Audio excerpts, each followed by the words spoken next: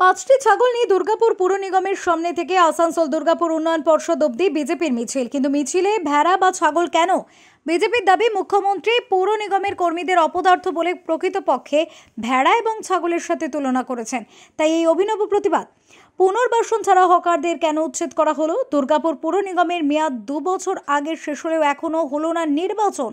কেন দুর্গাপুরের মানুষ বঞ্চিত থাকবে কেন নাগরিক পরিষেবা থেকে? এই প্রশ্নগুলি এদিন তোলা হয় মিছিল থেকে। এদিন বিজেপি বিধায়ক লক্ষণ ঘড়ুইয়ের নেতৃত্বে অবস্থান বিক্ষোভে বসে বিজেপি কর্মী সমর্থকেরা। দুর্গাপুরের মহকুমা শাসকের কাছে স্মারকলিপি প্রদান করা হয়।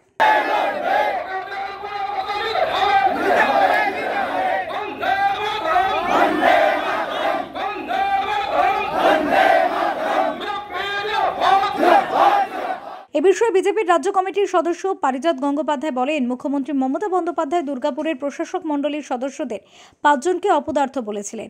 তাহলে ওদের বসিয়ে রেখেছেন কেন? দ্রুত হকারদের পুনর্বাসন দেওয়া না হলে বিজেপির আন্দোলন চলবে বলেও জানায় বিজেপি নেতৃত্ব। বিক্ষোভের কারণে আপনি জানেন যে এর আগে মমতা ব্যানার্জি প্রেস কনফারেন্স করে বলেছে যে দুর্গাপুরে 5 জন ছাগল মিলে 5 জন সকল নেতা তা দুর্গাপুর চালাচ্ছে এবং তারা এতটাই অপদার্থ যে দুর্গাপুরে কোনো পরিষেবা দিতে পারছে না মানুষদেরকে। তাই আমরা এই নেতাদেরকে, সকল নেতাদেরকে আমরা বলতে চাইছি যে আপনাদের প্রতি কি নিয়ে এসেছি, এর পরেবারে আপনারা যদি ভালো করে ছাড়তে না পারছেন, আমরা আপনাদের জায়গায় এই 5টা ছাগল বসিয়ে দেবো এবং ডিএমসিতে আগামী দিনে আমরা ভেড়া চাষ করব। কারণ দুর্গাপুর এই ছাগলের দ্বারা চলছে না এবং এই ছাগলদেরকে আমরা অনুরোধ করছি যাতে যোগ্য নেতৃত্ব এসে জায়গা দেন, যাতে দুর্গাপুরের মানুষ পরিষেবা পায়।